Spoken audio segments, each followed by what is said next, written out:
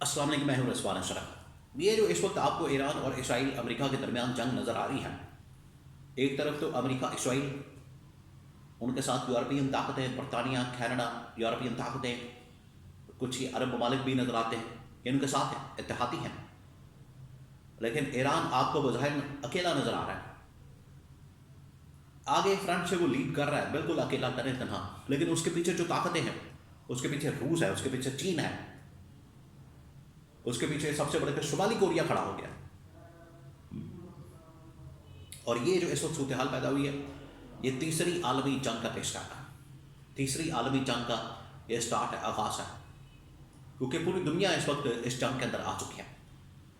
برطانیہ نے بھی اپنے فوجی اڈے فراہم کر دیے ہیں، اس کی وجہ یہی ہے کہ امریکہ کے فوجی اڈے تباہ ہو چکے ہیں، اور برطانیہ یہ سیکنڈ ٹارگٹ ایران نے ان کو بھی کرنا، نشانہ بنانا۔ تو یہ جو اس وقت پوری گیم کھلی ہے، اس کے بارے میں بڑی اہم ترین معلومات میرے پاس موجود ہے، وہ آپ کے ساتھ میں شیئر کرتا ہوں۔ دیکھیں، انہوں نے ایران کو بڑا انڈر ایسٹیمیٹ کیا، ایران کو انہوں نے مس کیلکولیٹ کیا اور بلنڈر کیا، امریکہ نے، اسرائیل نے، اور انہوں نے سمجھا تھا کہ ہم ایران کو پہلے ہم نے پچھلی دفعہ حملہ کر کے ان کے تمام جو ایٹمی صلاحیت تھی اس کو ختم کر دیا، اور اب ان کے پاس کچھ بھی نہیں ہے، نہ میزائل کی ٹیکنالوجی ہے، نہ کچھ اور ہے، تو ہم حملہ کریں گے، اٹیک کریں گے، اور یہ جھکنے پر مجبور ہو جائیں گے۔ یہ ان کی کیلکولیشن تھی امریکہ کی، اسرائیل کے۔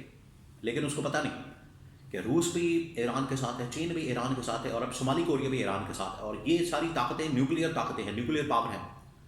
انہوں نے، روس نے، اب میں آپ کو بتاتا ہوں کہ روس کس طرح سے ایران کے ساتھ کھڑا ہے۔ روس نے ایران کو ہر طرح کی سپورٹ دی ہے، روس نے ایران کو ڈیفنس سسٹم، پھر جتنے لڑاکا طیارے ہیں، ایس یو جو سو سیریز کے ہیں، ایس یو سیریز کے ہیں، وہ تمام کی تمام رشین میڈ، وہ ایران کو فراہم کیے گئے ہیں۔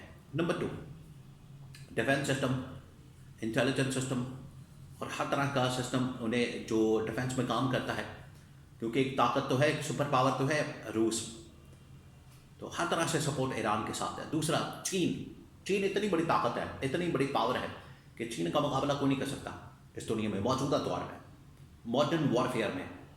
یہاں پر سائبر وارفیئر ہے، یہاں پر انٹیلیجنس وارفیئر ہے، یہاں پر اے آئی وارفیئر ہے، ڈرون وارفیئر ہے، اس میں چین کا کوئی نہیں مقابلہ کر سکتا۔ چین براہ راست تو کسی جنگ میں جاتا نہیں، لیکن اس نے پاکستان کی بھی سپورٹ کی جب انڈیا کے خلاف جنگ ہوئی، اور اب ایران کی سپورٹ کر رہا ہے، اور ایران کو اس نے ہر طرح کی سپورٹ دی ہے۔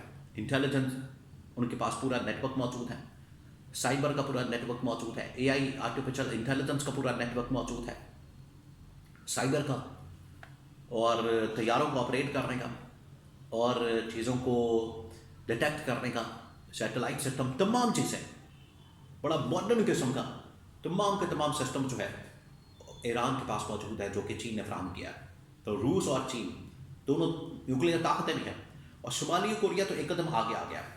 شمالی کوریا نے کہا کہ میرے جو نیوکلیئر ہتھیار ہیں، یہ جو نیوکلیئر میرے پاس ایٹم بم ہے، نیوکلیئر بم وغیرہ ہے، جو کچھ بھی ہے وہ آپ کے لیے ہے، حاضر ہے، آپ نے ایک حکم لگانا ہے، ایک آپ نے اشارہ کرنا ہے، تمام چیزیں آپ کے پاس ہوگی، آپ وہاں سے بٹن دبائیں اور تباہ و برباد کر دیں، پہلے اسرائیل کو، پھر اس کے بعد امریکہ کے اوپر بھی بم ماریں دور سے، لانگ رینج میزائل بھی موجود ہیں۔ تو امریکہ اسرائیل نے بہت بڑی غلطی کرتی، پنگا لے کے پھنس گئے ہیں۔ یہ جو چھیڑ چھاڑ کرتے ہیں، پنگے لیتے ہیں، کبھی افغانستان کے ساتھ، کبھی پاکستان کے ساتھ، کبھی کسی ملک کے اندر، کبھی عراق کے اندر، کبھی شام کے اندر، کبھی فلسطین کے اندر، کبھی کسی ملک کے اندر، ایران نہیں اتنا آسانی کے ساتھ ان کو چھوڑے گا، ایران نے اب ان کو گھیر لیا ہے۔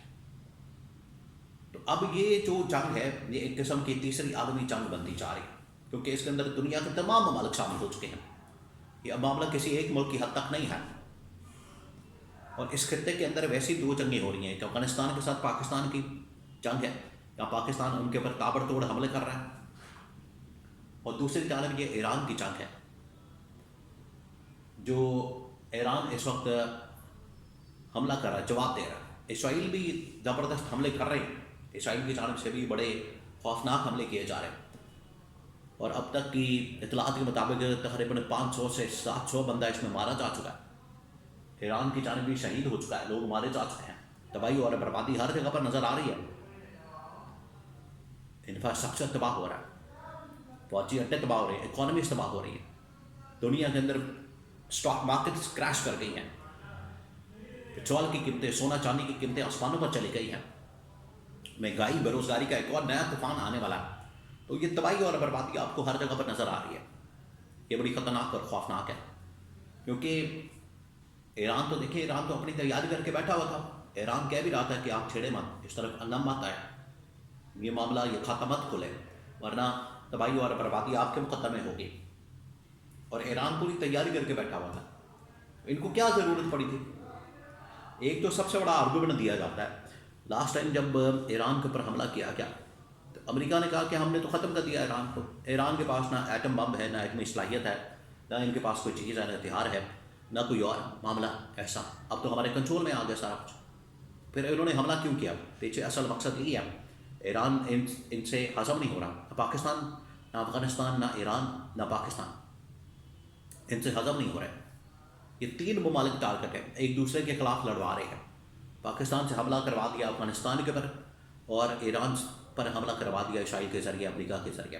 اور آنے والے دنوں میں انڈیا کھاتا محاذ کھول سکتا ہے پاکستان کے خلاف. یہ بڑا خوفناک معاملہ ہے اس وقت جو صورتحال ہے، یہ بڑی خطرناک ہے. تو لہٰذا یہ دنیا اس وقت تیسری عالمی جنگ کی طرف جا رہی ہے. یورپین طاقتیں، امریکہ، برطانیہ، اسرائیل، کینیڈا، ساری ایک سائڈ پر ہے. دوسری جانب ایران ہے، روس ہے، چین ہے، شمالی کوریا ہے. اور ان ممالک نے نہ صرف اپنی جو میزائل ٹیکنالوجی ہے اور اس طرح کی جو ماڈرن وارفیئر کی ٹیکنالوجی ہے وہ ان کو فراہم کی ہے، بلکہ شمالی کوریا نے تو اپنا ایٹم بم، نیوکلیئر بم بھی ان کے حوالے کر دیا. وہ کہہ دیا کہ یہ آپ کے پاس ہے، آپ جب چاہے ان کو چلا دیں، جب چاہے تباہی اور بربادی پھیر دیں، اسرائیل کو تباہ و برباد کر دیں، یہ آپ کے کنٹرول میں، آپ کے ہاتھ میں ہے، بٹن آپ کے پاس ہے. یہاں تک آفر کر دیا. تو یہ نیوکلیئر جنگ شروع ہو سکتی ہے، کیونکہ یہ جس طریقے سے حالات ہاتھ سے نکل رہے ہیں، یا تو اسرائیل، امریکہ دونوں مل کر حملہ کر سکتے ہیں ایران کے اوپر نیوکلیئر، کیونکہ کنٹرول نہیں ہو رہے معاملات. اگر بات چیت سے کنٹرول نہ ہوئے تو ہاتھ سے نکل جائیں گے. امریکہ آپ کو پتہ ہے وہ پاگل پن کا شکار ہو جاتے ہیں. انہوں نے اسی طرح سے جاپان کے اوپر 1945 کے اندر حملہ کر دیا تھا، کیونکہ جاپان کنٹرول نہیں ہو رہا تھا. تو یہاں پر ایران ہی کنٹرول ہو رہا. ایران کے اوپر حملے کر کے کنٹرول کرنے کی کوشش کی، لیکن ایران نے جوابی حملہ کر کے نیتن یاہو کی ہلاکت، عرب ممالک کے اندر اور اسرائیل کے اندر تباہی اور بربادی، اور عرب ممالک کے اندر موجود امریکہ فوجی اڈے تباہ و برباد کر کے رکھ دیا، جس کی وجہ سے ان کو نانی یاد آ گئی ہے. 14 تبک روشن ہو گئے ہیں. کسی وقت بھی نیوکلیئر جنگ چھڑ سکتی ہے.